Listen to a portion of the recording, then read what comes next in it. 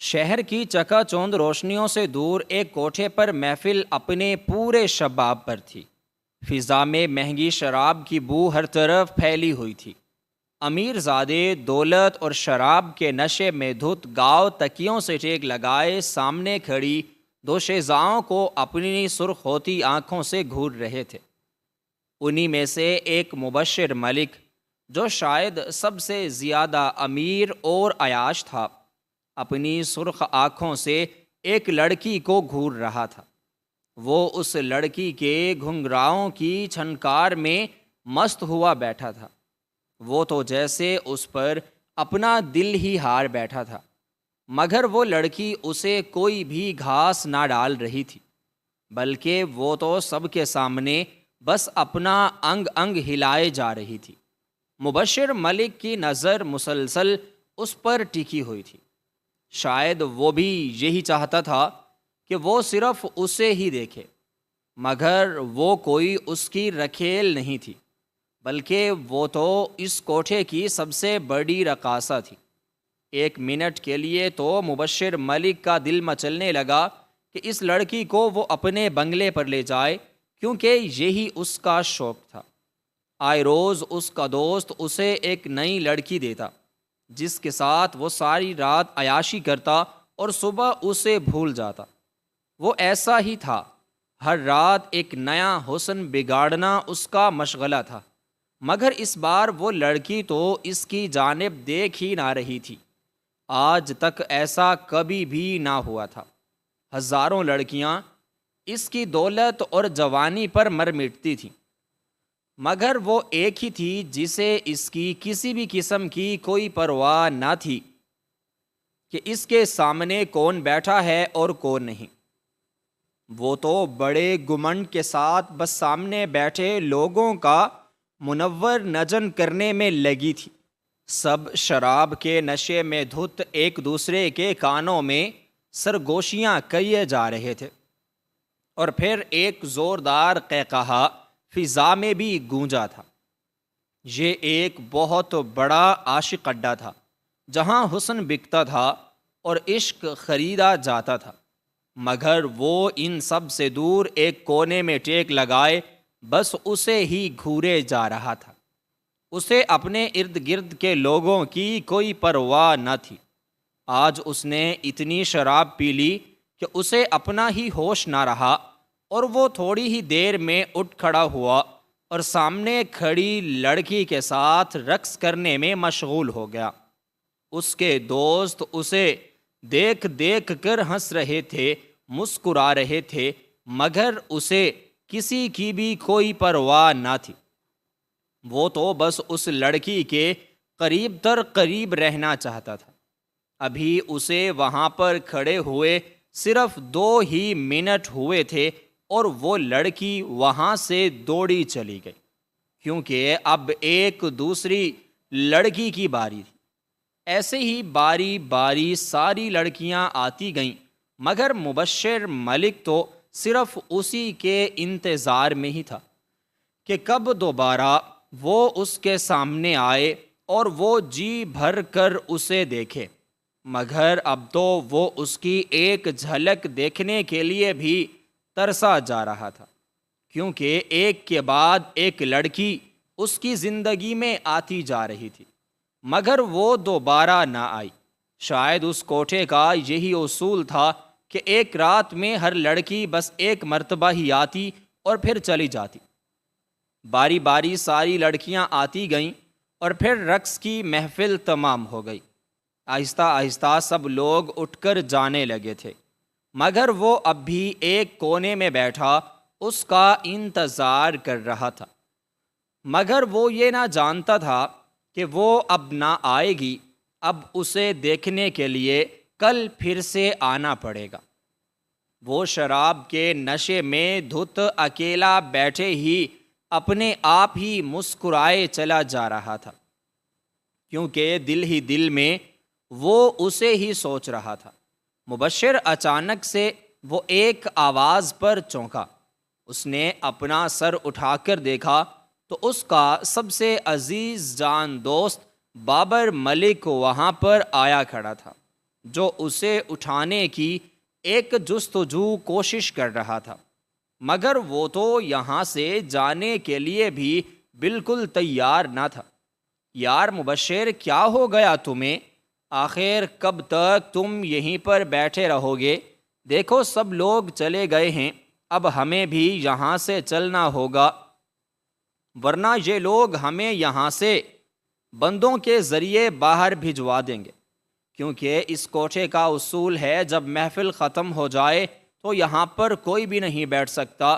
مگر وہ اس کی کوئی بھی بات سمجھنا نہ چاہتا تھا، بلکہ اس کا تو دل تھا کہ وہ ساری رات یہیں بیٹھا اس حسن کی دیوی کا انتظار کرتا رہے۔ مبشر، جیسا تم سمجھ رہے ہو ویسا ہرگز کچھ نہیں۔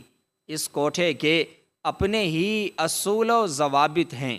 یہاں سے کوئی بھی لڑکی رات گزارنے کے لیے بالکل نہیں آتی۔ یہاں صرف اور صرف رقص کی محفلیں ہی لگتی ہیں، اس کے علاوہ یہاں پر اور کچھ بھی نہیں ہوتا۔ اب تم ضد کرنا چھوڑو اور یہاں سے تم کہیں دور چلے جاؤ، ورنہ اگر ہم تھوڑی دیر بھی اور یہاں بیٹھے تو یہ لوگ پولیس کو بلوا لیں گے۔ مبشر ملک اب اسے گھوری سے نواز رہا تھا۔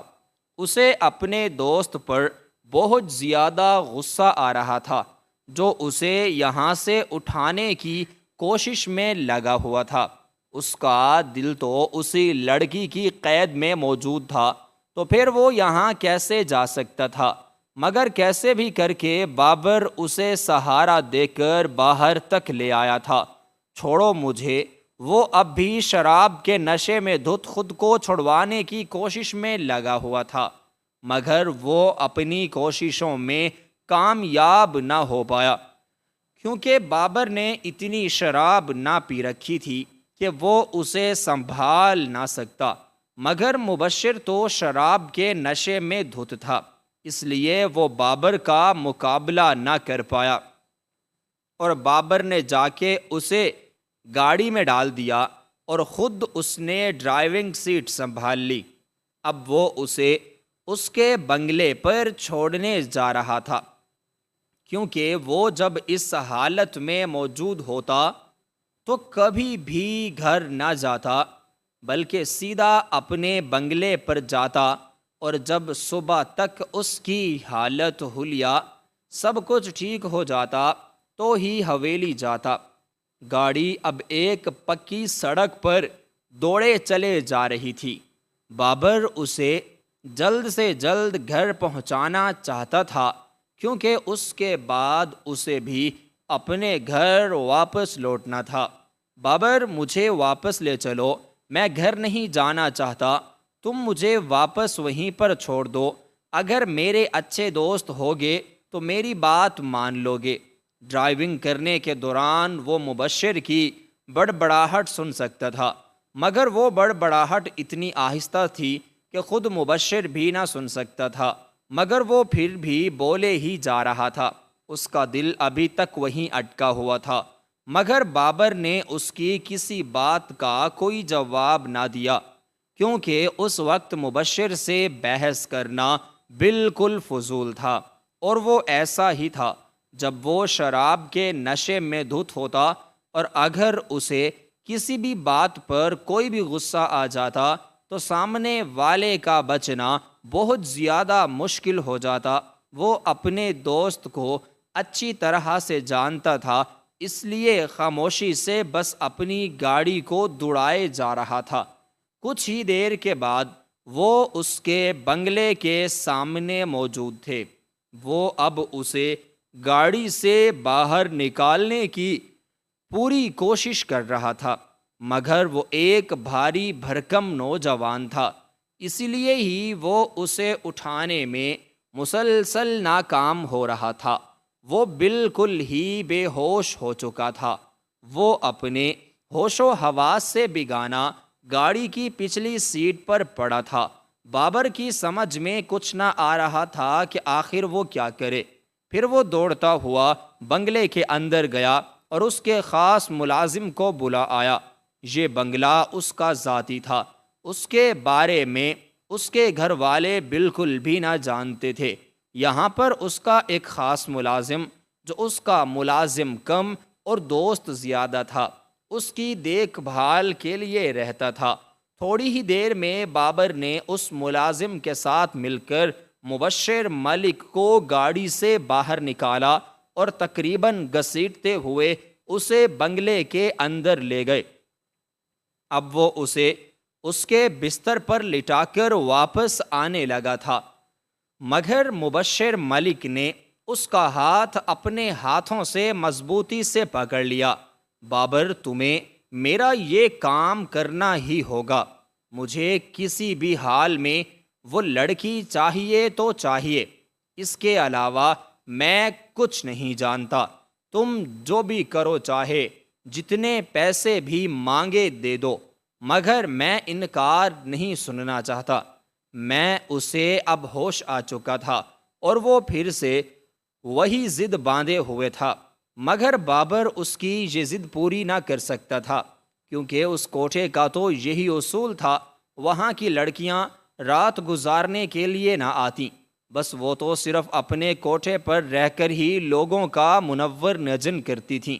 مگر اس وقت بابر کی سمجھ میں کچھ نہ آ رہا تھا کہ وہ اپنے دوست کو کیسے سمجھائے۔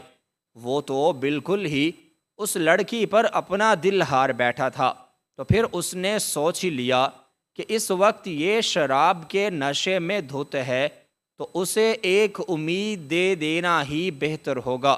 مبشر، تم فکر نہ کرو، صبح تک میں اس لڑکی کا پتہ لگاتا ہوں۔ اب تم آرام سے سکون سے سو جاؤ، تمہاری طبیعت بالکل ٹھیک نہیں ہے۔ یہ کہتا ہوا وہ اس کے ہاتھوں کو سہلانے لگا۔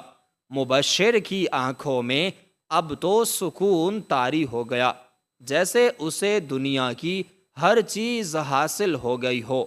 وہ اب اپنی آنکھیں موندے ہوئے تھا۔ اسے سوتا پا کر بابر ملک بھی وہاں سے باہر نکل آیا۔ اب رات کافی ہو چکی تھی، اسے جلد سے جلد گھر پر پہنچنا تھا۔ یار، تم نے کہا تھا کہ تم صبح اس لڑکی کا پتہ کرواؤ گے، مگر اب تو صبح کے 10 بج رہے ہیں اور تم نے مجھے کوئی خوشخبری نہیں سنائی۔ صبح اٹھتے ساتھ ہی اس نے بابر ملک کو فون ملا دیا تھا۔ ابھی تو وہ اٹھا تھا اور ناشتہ کرنے سے پہلے ہی اسے اس لڑکی کی خبر چاہیے تھی۔ آج تو وہ صبح اٹھ کر گھر بھی نہ گیا تھا، کیونکہ اس کا دل کسی بھی چیز میں نہ لگ رہا تھا۔ وہ تو جلد سے جلد اس لڑکی کو حاصل کرنا چاہتا تھا۔ یار مبشر، خیر تو ہے، تم نے صبح ہی صبح پھر سے وہی رٹ لگا دی۔ اس وقت تم نشے میں تھے، اس لیے میں نے تم سے کہہ دیا، مگر میں تمہیں پہلے بھی کئی بار یہ سب کہہ چکا ہوں کہ اس کوٹھے کی لڑکیاں یوں بنگلوں پر آ کر راتیں نہیں گزارتی۔ تم میری بات سمجھ کیوں نہیں رہے ہو؟ بابر کی بات تو اسے ایسے معلوم ہوئی جیسے کسی نے پگھلا ہوا سیسا اس کے کانوں کے اندر انڈیل دیا ہے۔ بابر، میں تمہیں چھوڑوں گا نہیں کسی بھی صورت۔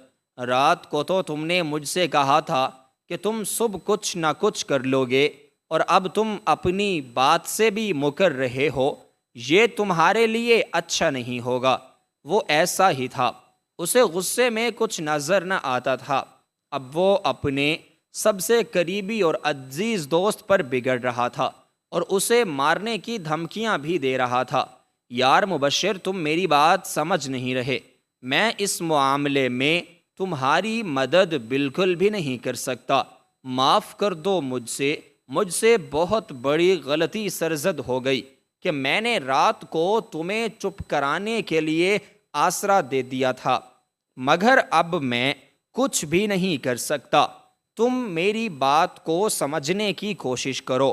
میں ہی نہیں بلکہ کوئی بھی تمہارے لیے کچھ بھی نہیں کر سکتا۔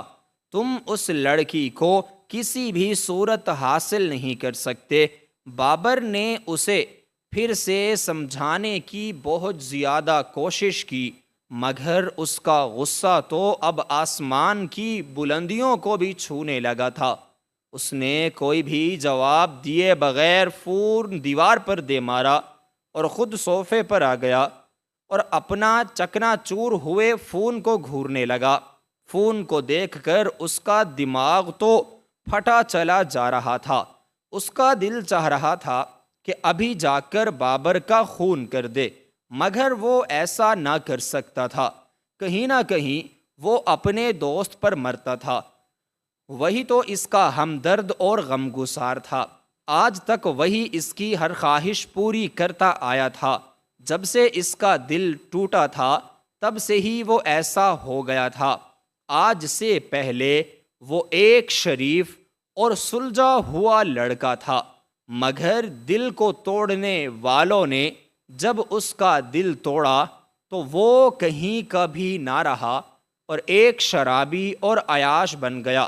وہ پھر سے کوٹھے پر آ چکا تھا، کیونکہ تھوڑی دیر میں آج کی محفل شروع ہونے والی تھی، مگر اسے اور کسی سے کسی بھی قسم کا کوئی سروکار نہ تھا۔ وہ تو بس اسی حسن کی دیوی کا انتظار کر رہا تھا۔ اس کے بالکل برابر میں بابر بھی بیٹھا تھا اور وہ دونوں ایسے باتیں کر رہے تھے جیسے ان دونوں کے درمیان میں صبح کوئی بات ہی نہیں ہوئی، کیونکہ اس وقت تو وہ بہت زیادہ غصے میں تھا، مگر اب وہ بالکل اپنے ہوش و حواس میں بیٹھا تھا۔ اس لیے اسے احساس ہو چکا تھا کہ اس نے اپنے دوست کو ناجائز اتنی باتیں سنا ڈالیں۔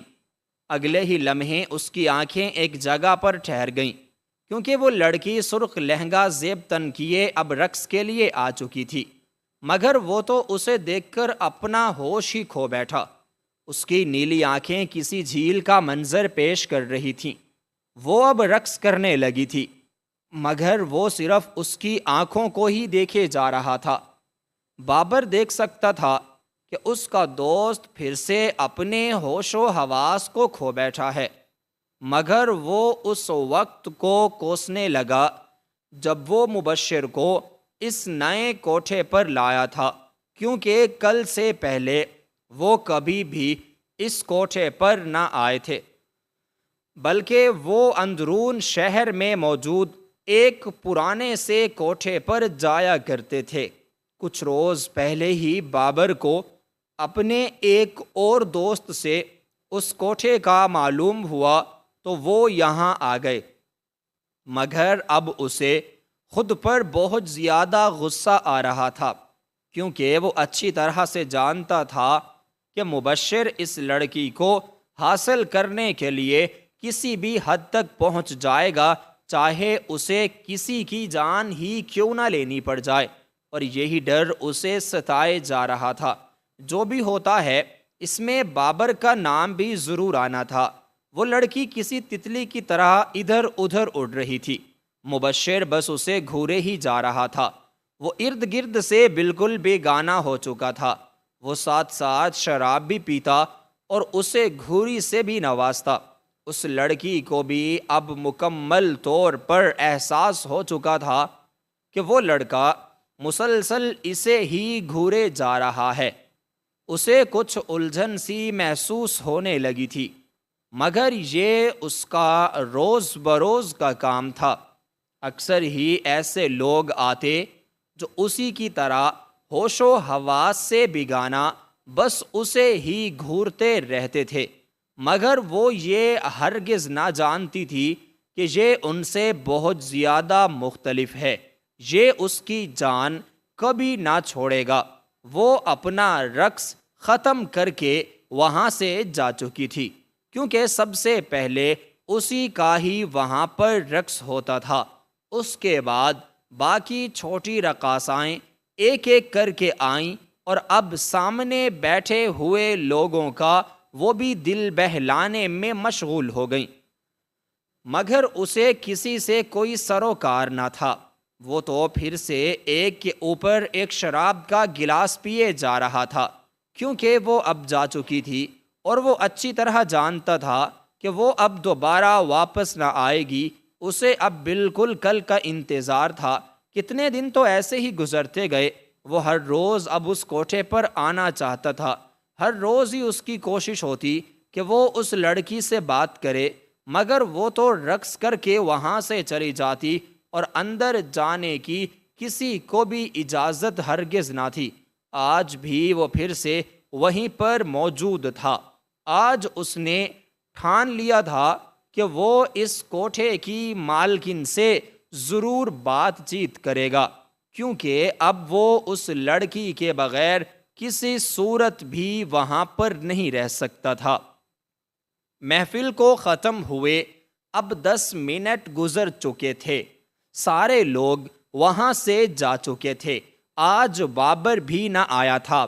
اگر وہ آتا تو وہ اسے یہاں اتنی دور تک بیٹھنے نہ دیتا۔ وہ ایک کے اوپر ایک شراب کا گلاس پیے جا رہا تھا اور اسی انتظار میں تھا کہ جب کوئی اسے اٹھانے آئے تو وہ ان کے سامنے اپنا مدعا پیش کر دے۔ آداب ہے حضور۔ مبشر ملک نے نگاہ اٹھا کر دیکھی تو سامنے ایک بھاری بھرکم عورت کھڑی تھی۔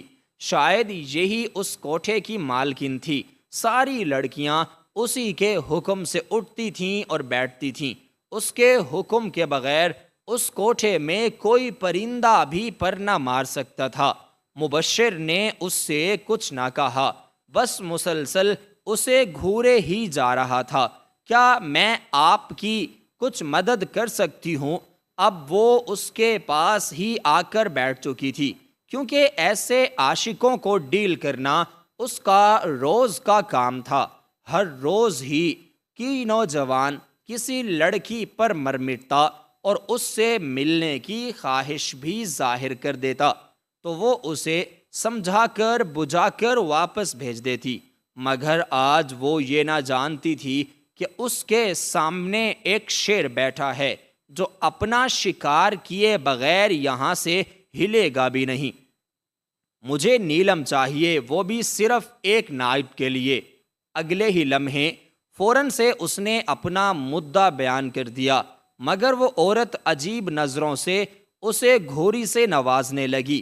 حضور جان کی امان پاؤ، تو ایک عرض ہے، ہمارے کوٹھے کی لڑکیاں کسی کے ساتھ نہیں جاتی، آپ سے گزارش ہے کہ آپ یہیں پر آ کے اس کا دیدار کر لیجئے۔ یہاں کی لڑکیوں کو باہر جانے کی اجازت نہیں۔ وہ بڑے پیار اور محبت کے ساتھ مبشر کا ہاتھ اپنے کانوں میں لیے اسے سمجھانے لگی تھی، مگر اس کی بات سن کر تو اس کی آنکھوں میں خون اتر آیا تھا، اس کا چہرہ لال ہو گیا تھا۔ رضیہ بائی، تمہیں جتنی بھی رقم چاہیے میں دوں گا، مگر ایک رات کے لیے مجھے وہ لڑکی چاہیے اور ہر حال میں ہی چاہیے۔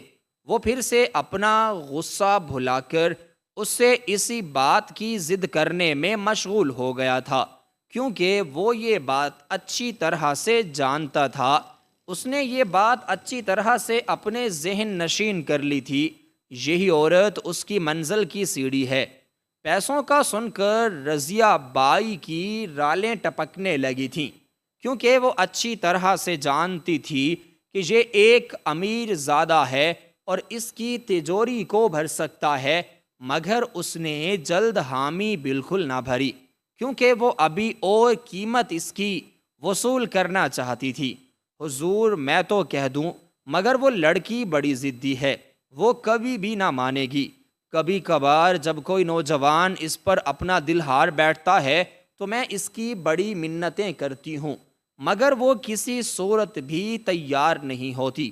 اس کی بات سن کر مبشر کے دل میں امید کی ایک کرن پھوٹی تھی، کیونکہ اب بات اس کی من مرضی کی طرف ہی آ رہی تھی۔ وہ اچھی طرح سے سب جانتا تھا رضیہ بائی کو کہ اب وہ نیلم کی قیمت مجھ سے بڑھوانا چاہتی ہیں۔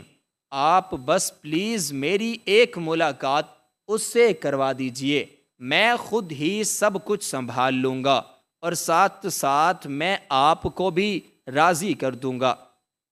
یہ کہتے ساتھ ہی اس نے اپنے کوٹ کی جیب سے ایک بلینک چیک نکالا، جہاں پر اس کے سائن پہلے سے ہی ہو رکھے تھے۔ اس نے وہ چیک رضیہ بائی کی طرف بڑھا دیا۔ کہ وہ اپنی مرضی کی رقم اس میں بھر سکتی ہے۔ یہ سب دیکھ کر تو رضیہ بائی کی آنکھیں ہی چمک اٹھی تھیں۔ یہ صرف ایک ملاقات کی ہی قیمت تھی۔ اگر وہ لڑکی مان جاتی تو اس کے وارے نیارے ہو جانے تھے۔ اس کی باتوں کو سن کر رضیہ بائی کے چہرے پر ایک مقروض سی مسکراہٹ پھیل گئی۔ وہ اسے کچھ انتظار کرنے کے لیے کہہ کر چلی گئی۔ تھوڑی دیر بعد آئی تو اسے اندر لے گئی اور اسے سمجھا بھی دیا کہ کوئی ایسی ویسی حرکت نہیں کرنی۔ نیلم بڑی ہی ضدی مزاج قسم کی لڑکی ہے۔ وہ ایسے کسی سے کوئی بھی بات چیت نہیں کرتی۔ میری منتیں کرنے پر وہ بڑی مشکلوں سے مانی ہے۔ اب تم بھی جا کر کچھ خیال کرنا۔ یہ کہتے ہوئے وہ اسے نیلم کے کمرے تک چھوڑ آئی تھی، مگر اس نے رضیہ بائی کی بات پر کسی بھی قسم کی کوئی توجہ نہ دی۔ وہ جلد سے جلد اندر جانا چاہتا تھا۔ فوراً سے اس نے دروازہ کھولا۔ سامنے ایک لڑکی اب سادے سے لباس میں بیٹھی تھی۔ اس کی کمر پر بکھرے بال کسی آبشار کا منظر پیش کر رہے تھے، مگر اس کا رخ دوسری طرف تھا۔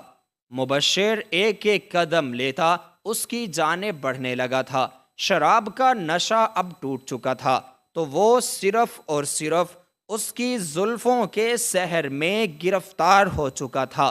وہ اب بالکل اس کے سامنے کھڑا تھا، مگر اس لڑکی نے تو نظر اٹھا کر اسے دیکھا ہی نہیں اور نگاہ نیچے رکھ کے ہی اس سے بات کرنے لگی۔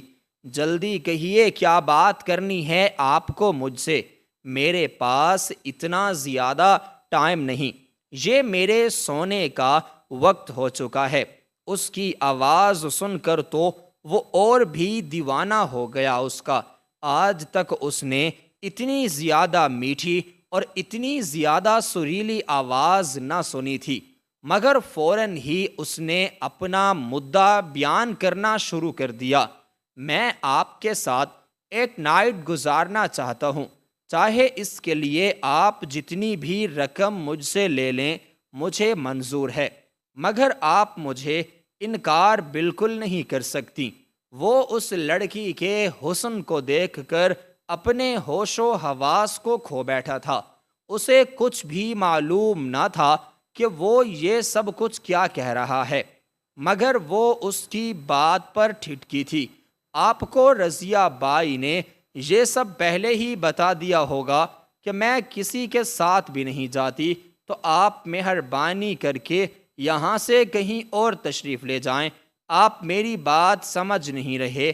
اب آپ کو حاصل کرنا میری زندگی کا مقصد بن چکا ہے، چاہے اس کے لیے مجھے جو بھی کرنا پڑے میں کر گزروں گا، مگر میں اب انکار نہیں سن سکتا۔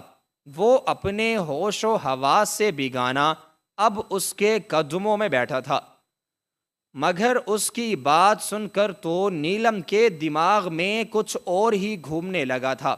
اسے لگا تھا کہ اسی کوئی سیڑھی بنا کر وہ اس کوٹھے سے نکل سکتی ہے۔ 6 ماہ پہلے وہ اس کوٹھے پر لائی گئی تھی اور آج تک وہ اس کوٹھے سے باہر نہ نکل پائی تھی، مگر اب اندھیرے کمرے میں اسے ایک روشنی کا جیسے سراغ ملا تھا۔ تو پھر ٹھیک ہے، اگر آپ چاہتے ہیں کہ میں آپ کے ساتھ ایک رات گزاروں تو اس کے لیے آپ کو مجھ سے نکاح کرنا پڑے گا، اور پھر صبح ہوتے ہی آپ کو مجھے طلاق دے دینی ہوگی۔ اس کی اس عجیب سی فرمائش کو سن کر 1 منٹ کے لیے مبشر ملک عجیب سی نظروں سے اسے گھورنے لگا دیکھنے لگا تھا، مگر وہ تو صرف اسے حاصل کرنا چاہتا تھا، نکاح کے جھنجٹ میں نہ پڑنا چاہتا تھا، مگر ایک یہی صورت تھی جس سے وہ اسے پا سکتا تھا۔ تو اس نے فوراً سوچے سمجھے بغیر ہی حامی بھر لی۔ اس کی ہاں سن کر نیلم کے چہرے پر ایک اطمینان دوڑ گیا، مگر اس نے اسے یہ نہ بتایا کہ آخر وہ ایسا کیوں چاہتی ہے اور مبشر کو بھی اس کی چاہت پر کوئی اعتراض نہ تھا، بس اسے تو وہ چاہیے تھی اور وہ اسے مل رہی تھی۔ جیسے ہی وہ نیلم کے کمرے سے باہر نکلا تو رضیہ بائی اپنے چہرے پر ایک مکروہ سی مسکراہٹ سجائے اسی کا انتظار کیے جا رہی تھی۔ اسے باہر آتا دیکھ کر جلدی سے وہ اٹھ کر کھڑی ہوئی۔ رضیہ بائی، آپ نیلم کی قیمت بتائیے، میں اسے خریدنا چاہتا ہوں۔ مبشر ملک کی باتوں کو سن کر تو رضیہ بائی کو اپنی سماعتوں پر یقین ہی نہ آیا، کیونکہ آج تک کوئی بھی اس کوٹھے کی لڑکی کو خرید کر نہ گیا تھا، بلکہ سب بھی ایک رات گزارنے کے لیے کوئی نہ کوئی قیمت دے جایا کرتے تھے، اور وہ بھی کبھی کبھار، کیونکہ یہ رضیہ بائی کا ایک خفیہ دھندا تھا۔ سب کے سامنے تو وہ بس ایک محفل سجاتی تھی، مگر دنیا کے لوگوں سے چھپ کر وہ ایک بہت بڑا دھندا ابھی چلاتی تھی۔ مبشر ملک، آپ غلط سوچ رہے ہیں، میں اپنے کوٹھے کی لڑکی کو کبھی بھی کسی بھی قیمت پر نہ بیچوں گی۔ یہ سب کچھ کرنا میرے اصولوں اور قواعد و ضوابط کے خلاف ہے۔ یہ کہہ کر وہ غصہ سے کہتی ہوئی ایک طرف کو ہو کر بیٹھ گئی۔ مگر مبشر ملک اس جیسی عورتوں کو اچھی طرح سے جانتا تھا کہ انہیں کیسے راضی کرنا ہے۔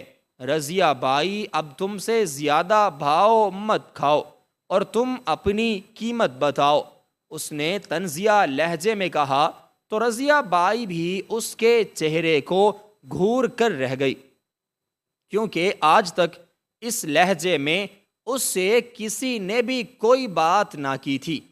یہی امیر زادہ تھا جس کے نخرے ہی ختم نہ ہو رہے تھے، مگر اسے تو صرف دولت سے پرواہ تھی، اور یہی تو وہ سب چاہتی تھی کہ وہ نیلم کی زیادہ سے زیادہ قیمت وصول کر سکے، کیونکہ وہ تو اسے مفت میں ہی ملی تھی۔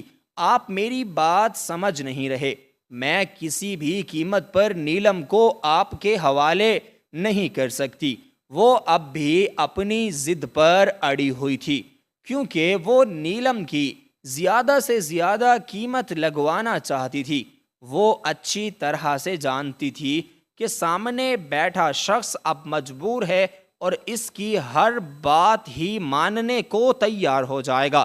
اس نے پھر سے اپنی جیب سے ایک بلینک چیک نکالا تھا اور اس نے اس پر جلدی سے سائن کرنے لگا تھا۔ سائن کرنے کے فوراً بعد اس نے وہ چیک رضیہ بائی کو تھما دیا، تو وہ چیک دیکھنے کے بعد اس کے چہرے پر ایک اطمینان ہو گیا۔ ایک لڑکی کی وجہ سے اس نے اتنی زیادہ دولت حاصل کر لی تھی جو آج تک ساری زندگی وہ اس کوٹھے پہ رہ کر کما ہی نہ پائی تھی۔ اس نے فوراً سے وہ چیک اپنے دوپٹے کے پلو میں باندھ لیا تھا۔ مگر میں آج نیلم کو نہ لے جاؤں گا، بلکہ کل لے آؤں گا اور نکاح کر کے ہی اسے یہاں سے لے جاؤں گا۔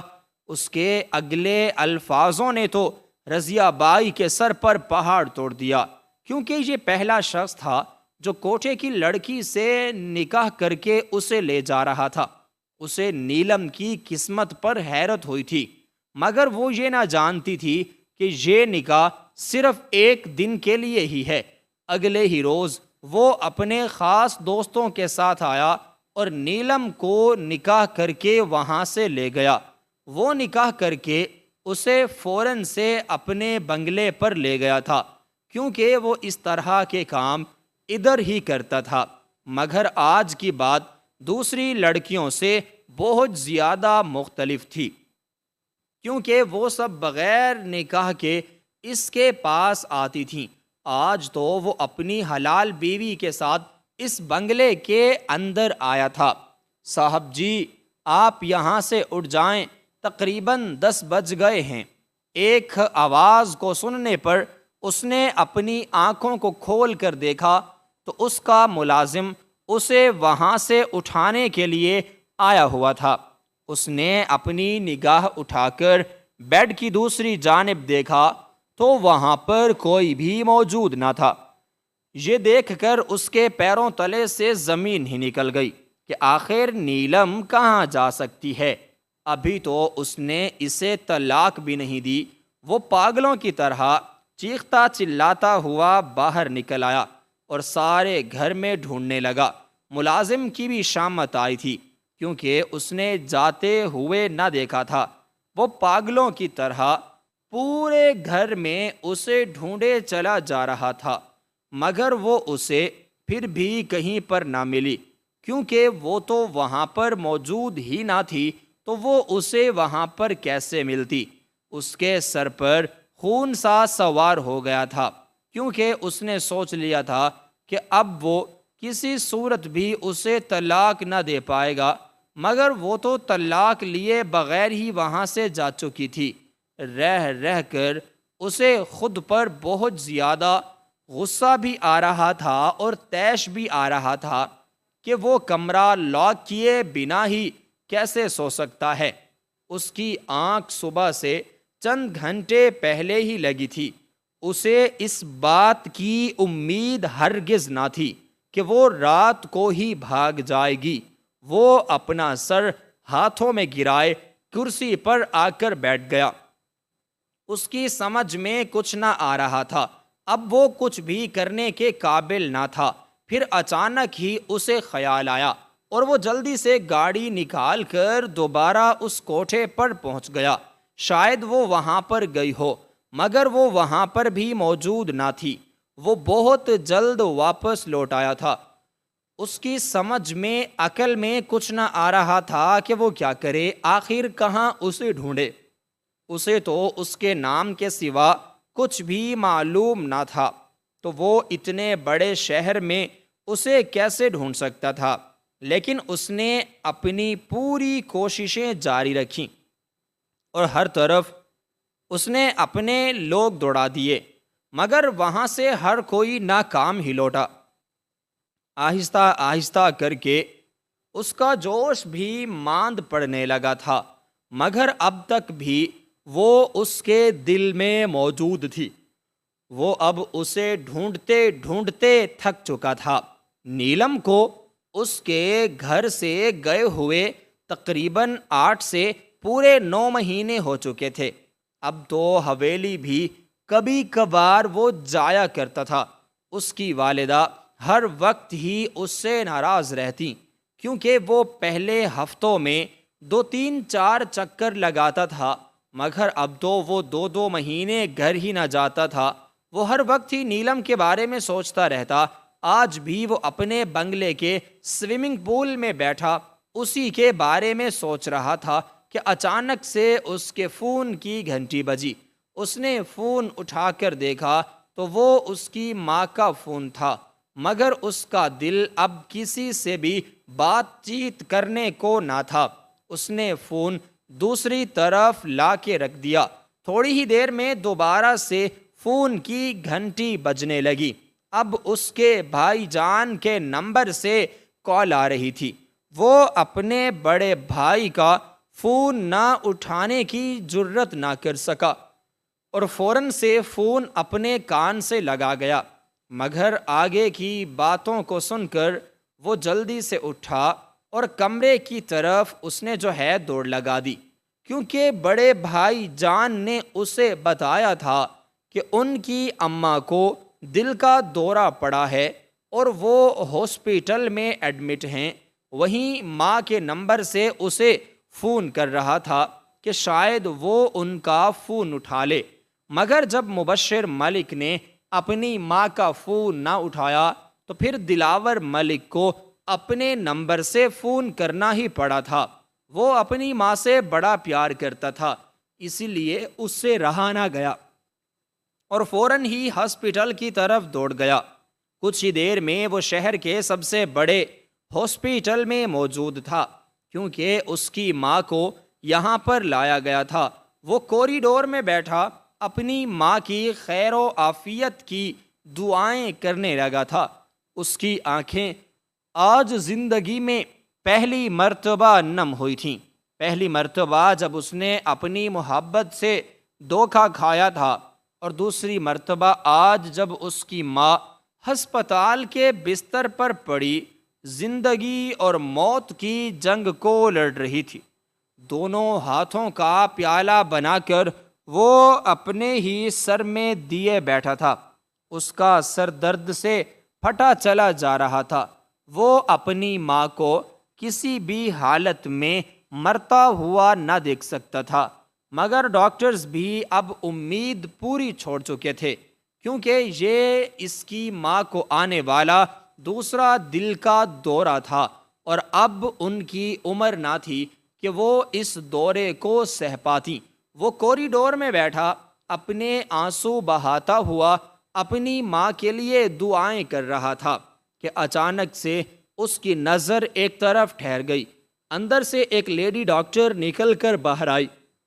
وہ اسی کی طرف آ رہی تھی، کیونکہ وہی اس کی ماں کا علاج کر رہی تھی، اور اب اسے ایک خوشی کی خبر دینے کے لیے اس کی طرف بڑھ رہی تھی، کیونکہ اب اس کی ماں کی طبیعت کچھ سنبھل گئی تھی، مگر اس کی نظریں تو اسی پر ہی ٹھہر گئیں، کیونکہ وہ کوئی اور نہیں بلکہ وہ تو نیلم ہی تھی، مگر وہ اسے اس طرح ڈاکٹر کے روپ میں دیکھ کر بہت زیادہ حیران ہوا تھا۔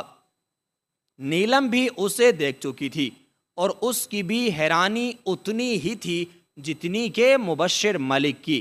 وہ خاموشی کے ساتھ اس کی طرف دوڑی چلی آ رہی تھی، اور آتے ساتھ ہی اس نے اسے اس کی ماں کی خیر خیریت میں بتا دیا۔ اس کے چہرے پر اس کی ماں کی باتوں کو سن کر اطمینان سا دوڑ گیا، کیونکہ وہ کسی بھی صورت میں اپنی ماں کو کھونا بالکل بھی نہ چاہتا تھا، کیونکہ وہ اس کی زندگی کا کل متاع تھیں۔ اب اس کی فکر اس کی ماں نہ تھی بلکہ وہ لڑکی تھی۔ اسے پھر سے وہ ساری کہانی یاد آ گئی، کیسے اس نے اسے پہلی مرتبہ کوٹھے پر دیکھا تھا اور کس طرح منتیں کر کے اس سے نکاح کیا، مگر وہ تو رات کو ہی بھاگ گئی تھی۔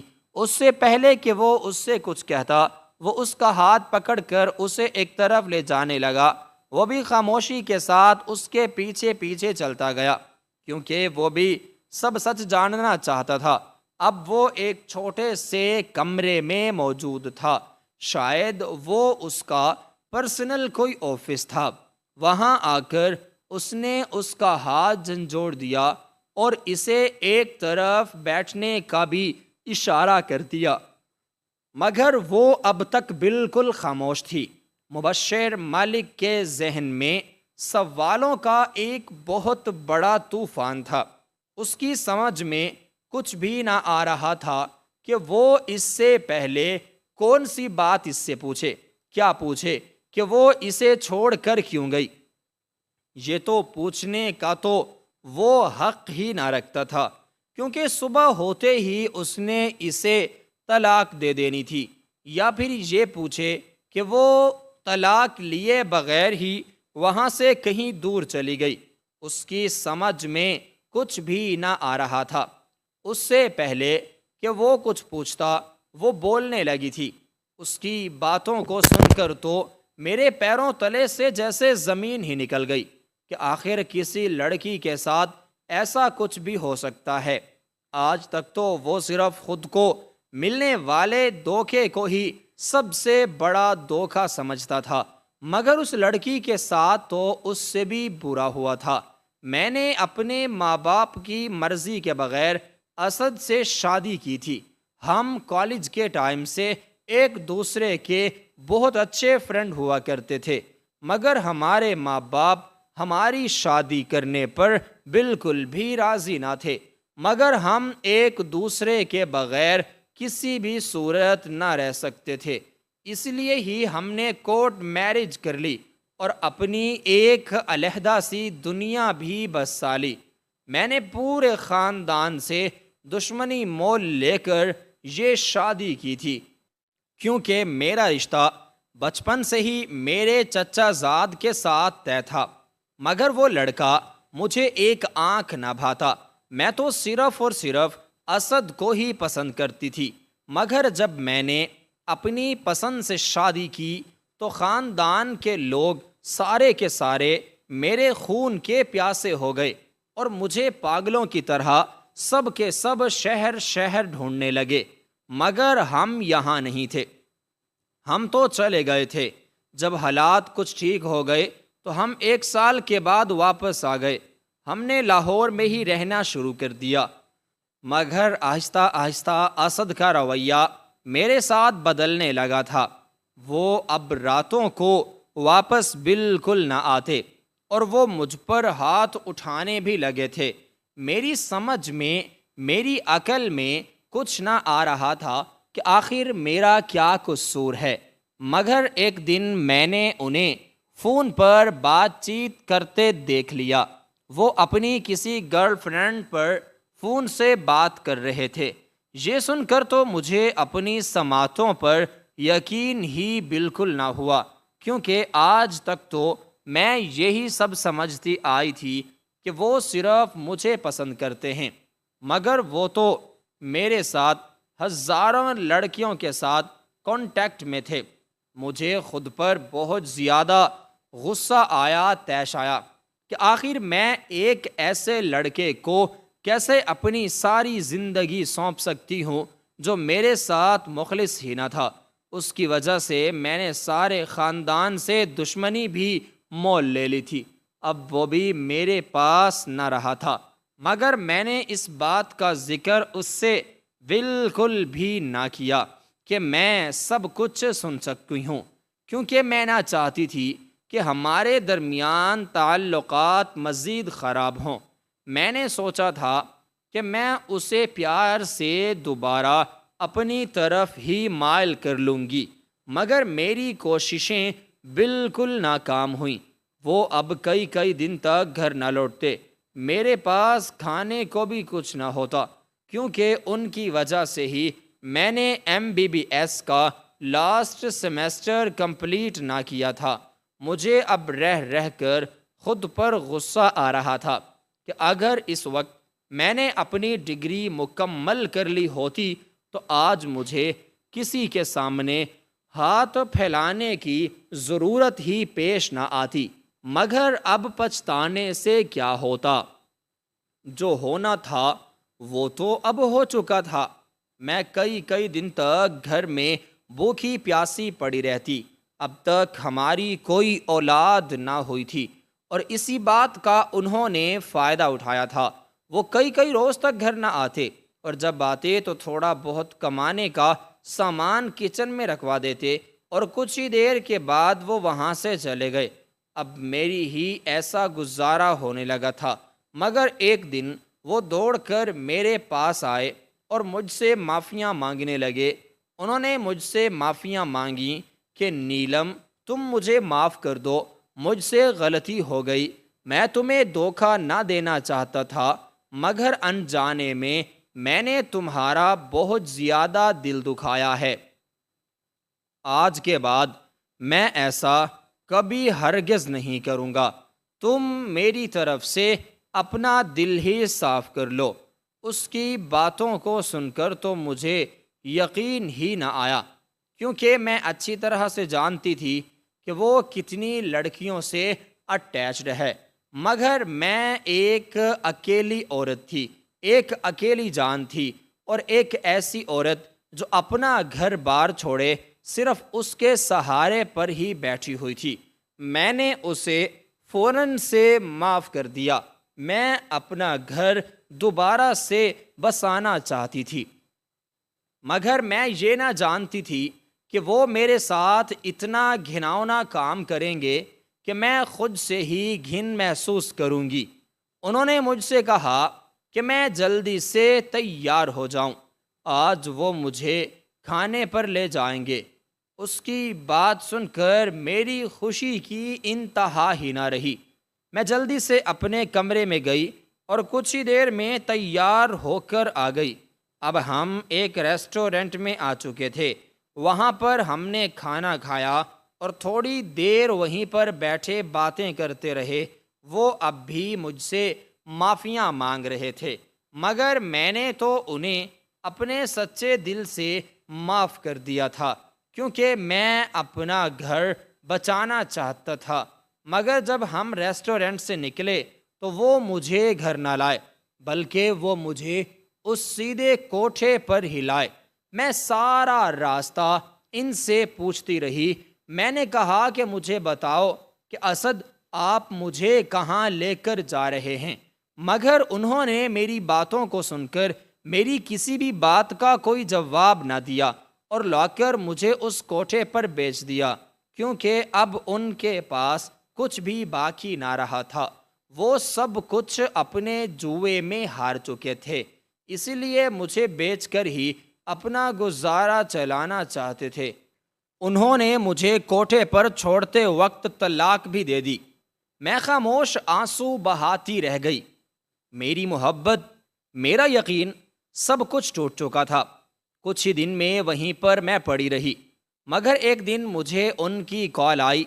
وہ مجھ سے دوبارہ معافی مانگ رہے تھے۔ میں ان کو معاف کرنے پر تیار نہ تھی، مگر وہ ایک دن کوٹھے پر آئے اور میرے پیروں میں گر کر مجھ سے معافی مانگنے لگے۔ وہ مجھ سے دوبارہ شادی کرنا چاہتے تھے۔ پتہ نہیں میں کیسے ان کی باتوں میں دوبارہ سے آ گئی اور میں نے ان سے دوبارہ سے شادی کی حامی بھر لی، مگر اب ہماری شادی ایسے نہ ہو سکتی تھی، کیونکہ ایک بار وہ مجھے طلاق دے چکے تھے۔ اسی لیے جس روز آپ میرے پاس آئے تو میں نے آپ سے اسی رات ہی شادی کرنے کی حامی بھر لی، مگر ایک بار انہوں نے مجھے پھر سے دھوکہ دیا تھا۔ اس رات جب آپ سو گئے میں نے انہیں کال ملائی کہ اب میری شادی ہو چکی ہے، صبح میں طلاق لے کر ان کے پاس آ جاؤں گی، مگر انہوں نے تو مجھے سختی سے منع کر دیا، بلکہ وہ تو مجھ پر غصہ کرنے لگے تھے۔ ارے بے وقوف لڑکی، میں تم سے کوئی شادی وادی نہیں کرنا چاہتا، اب شادی کر لی ہے تو تم اسی کے ساتھ ہی رہو۔ میری طرف آنکھ اٹھا کر بھی دیکھا تو میں تمہاری ان آنکھوں کو نکال لوں گا۔ اسد کی یہ باتیں سن کر تو میرا دل پھٹنے کو آ گیا۔ میری سمجھ میں کچھ نہ آ رہا تھا کہ اب میں کیا کروں، تو پھر میں نے وہاں سے بھاگنے میں ہی اپنے لیے عافیت جانی تھی، کیونکہ میں آپ سے طلاق نہ لینا چاہتی تھی۔ میں ساری زندگی آپ کے نام پر کوٹھے پہ بیٹھ کر گزار دینا چاہتی تھی، مگر میں اس بات کو اچھی طرح سے جانتی تھی کہ صبح ہوتے ہی آپ مجھے طلاق دے دیں گے۔ اس لیے میں وہاں سے کہیں دور نکل آئی اور پھر سے اپنی ڈگری میں مکمل کرنے میں لگ گئی، اور آج دیکھیے قسمت نے ایک بار پھر سے ہمیں ملوا ہی دیا۔ آج بھی میں آپ سے التجا کرتی ہوں کہ آپ مجھے طلاق نہ دیں، بھلے ہی مجھے اپنے پاس نہ رکھیں، مگر مجھے اپنے نام پر بیٹھا رہنے دیں۔ یہ کہنے کے بعد وہ پھوٹ پھوٹ کر رو دی۔ مجھے تو اپنی سماعتوں پر یقین ہی نہ آ رہا تھا۔ اس لڑکی نے تو مجھ سے بھی بڑا دھوکہ کھایا تھا۔ نمرا نے تو صرف مجھ سے شادی سے انکار کیا تھا، مگر اس لڑکی نے تو شادی کے بعد ایک سے بڑھ کر ایک دھوکے کھائے تھے۔ میں آگے بڑھا اور اس کا ہاتھ تھام لیا اور اسے اپنی ساری زندگی کے بارے میں تفصیلاً بتا دیا کہ کس طرح میں اس کوٹھے تک پہنچا تھا، وہ بھی ایک بے وفا لڑکی کی وجہ سے۔ میں نے اسے یہ بھی بتا دیا کہ میں اسے کسی بھی صورت طلاق نہ دینا چاہتا تھا، بلکہ میں نے تو یہ سب سوچ لیا تھا کہ میں اب ساری زندگی ہی اس کے ساتھ اسی کے نام پر گزاروں گا، مگر میرے یہ کہنے سے پہلے ہی وہ وہاں سے کہیں دور جا چکی تھی۔ یہ سن کر تو اس کا چہرہ خوشی سے تمتمانے لگا۔ میں بھی خوش تھا، کیونکہ ایک بار پھر سے میں نے ایک ایسی لڑکی سے محبت کی تھی جس نے مجھے دھوکہ تو نہ دیا بلکہ میرے نام پر 1 سال بیٹھی رہی تھی۔ آج 2 دل جنہوں نے مختلف جگہوں سے دھوکہ کھایا تھا، اب وہ دونوں ایک ہو چکے تھے۔